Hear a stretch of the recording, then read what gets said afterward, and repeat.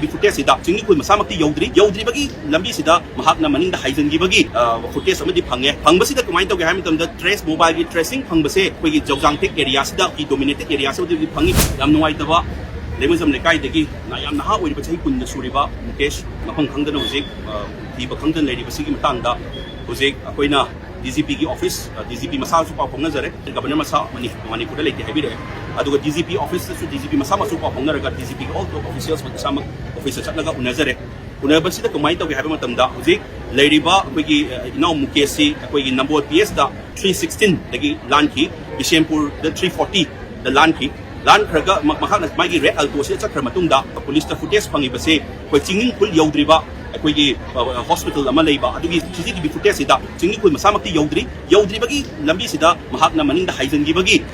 footage अमदि fungi फंगबसीद कमाय तौगे हाय मतमदा trace mobile की tracing फंगबसे अखोगी जौजांगटेक area की डोमिनेटेड एरिया फंगी फंगसु अखोगी निकल पर्सन ना हाइरोपै मतुंगिना मोबाइल ट्रेस सिदी 10 किलोमीटर रेडियस ता फंगबनिना अदुदा लेरमोय हाइबसु लेते लेरमनी हाइबसु लेते हारपदगी अखोई खितंग अखोइदा होफ अमा थम्मी अदुना याम खन्ना थीरी हाइबगी हाइबिरे अदुना अखोई तसेंगना हारगदी अखोइन हाइजरमिसि होल सिक्योरिटी पर्सनल्स थादबिरगा होजिकि PR की मतमनी द फुल राइट सेंट्रल गवर्नमेंट नि फुल प्रोसेस थादब यारबनी फुल प्रोसेस थादबिरगा अमतंग अंगांसिगी पुनसिसे अमतंग कनसि अदुना अखोइना सु होप थमजरी अखोइना सोम हाइबिबगी मतुंग इन्ना तिंगुम फुल एरिया यौद्रिंगाइदा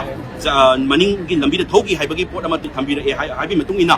हुजी अंगांगसी अदाइगी लंबी अदाइगी मफमदुदा सु चम चमना लेरमबसु याय हाइबगी पोट अमा थम्बिरे अदुनी मोबाइल की ट्रेसिंग दुदी जौजांगटेक मोबाइल लेरगसु नोने दा थुलप यावी नत्रगा जगह अमा थुलप यावी हाइबगी टेक्निकल प्रोसेस थम्बिरे अदुना अखोई अदुदा लेरे हाइबसु यारोय लदुगा लेति हाइबसु यारोय हाइबगी थम्बिरे अदुना अदु हाइब लेबनिना हुजी अखोइना हाइजरमिसि फरे ओजाना तु हाइब लेबनिना अखोई फुल सिक्योरिटी पर्सनल्स थादबिरगा फुल पावर थादबिरगा हुजी प्रेसिडेंट रूल्स लेरिबनिना फुल पावर थादरगा अंगांगी पुनसिसे अमतंग कन्न बोनसी मरमदि करिगिनो हाइम किसु होय माना करि दोबै चलुइबनो याम लापना करि दोबै चलुइनो अदु म्यामदि वारिदुना होय मागी चलुबगी वारिदुना कोना माग महक लाकांद कई दोबै चलुइनो हाइब वारिदुना अखोइना चैब्रा नोंद कई दोबै चलुइनो हाइबदुगी वारिदुना तुंगाना थमसी क्वाइ फर्स्ट अंगांसी पुनसि मांगबा याबा नत्तबिना सिगी पुनसिसे हानमता कन्नब होनसी हौजिक अदुना अदुगी फोर्सेस लकोइन थमजरमी हुजी आई सिक्योरिटी एडवाइजर गसु उनजगनी अदुना हुजिक लेरिबा कंसर्न अथॉरिटी का यामबा अदुम पाव फोंगनजरी बिशेमपुर SP का पाव फोंगनजरी बिशेमपुर OC का पाव फोंगनजरी अदुना हुजिक एवरी सिक्योरिटी पर्सनल्स का पाव फोंगनजरी अदुना हुजिक अकनब प्रोसेस अथरी हाइबगी पाव थम्बिरक ngaतंग येंगनी अखोइसु पाव लोइन फंगनी अकनब एक्शन लखतिब्रा लखतबरा हाइबदुगी पुलिस पर्सनल की साइड तगी अकनब चथबुदी चथरी अदुना हुजिक अतोपा साइड तगी